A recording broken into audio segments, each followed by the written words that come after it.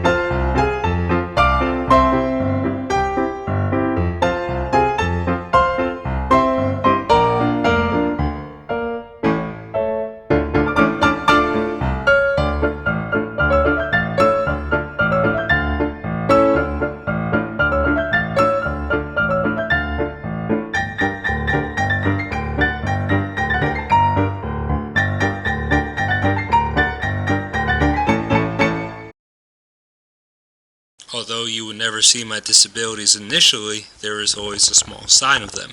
Alone, isolated, and ashamed, I thought of the idea there was something better. When I fought my disability on a daily basis, I felt there was never a next time. It was just this time. I really focused on my personal attributes that I knew would allow me to circumvent my disabilities. I was really curious and I wanted to know the connections between everything. It took a lot from a lot of different cultures in order to make the rule that best defined me. And from those cultures, a highly expansive range of thinking about things differently. Not having the ability to express myself and using my innovation to do so, I always wanted to protect those who express themselves and who innovated by being a First Amendment and IP attorney. I've learned to fight with the right type of attitude and to be rooted and flexible. I failed a lot of times thinking of solutions to go around my disabilities when new problems arose. I'm actually quite thankful for the amount of times I failed because it allowed me to hone in on the ability to continuously refine and to figure out what worked and what didn't. I laughed at myself, remained humbled, and I persisted to overcome anything blown my way. But most importantly, my creativity allowed me to create unconventionally conventional manners of getting to otherwise impossible places. Free to create my own path. Free to be happy, even in the darkest outlooks.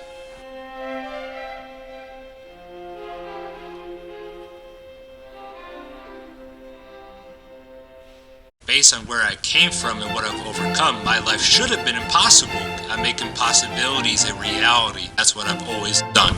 I went from being in the worst percentile of writers to earning a 3.6 in a law school class last semester.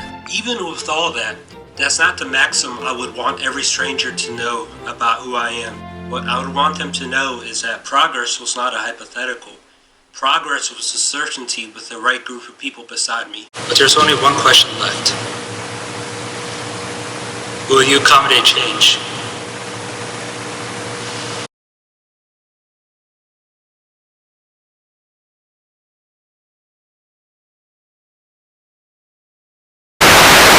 By the power of Grayskull,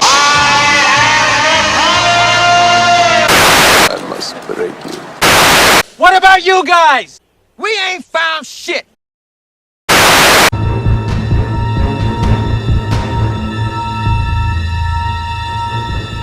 First, let me take a selfie. because she has a few dozen cats. But can anyone who loves animals that much really be crazy? The storms come and go. The big fish eat the little fish, and I keep on paddling.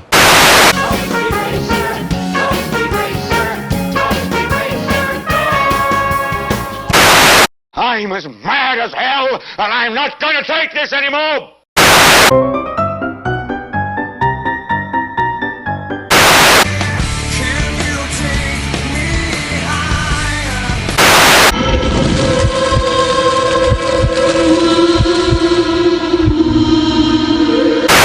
Robinson, you're trying to seduce me.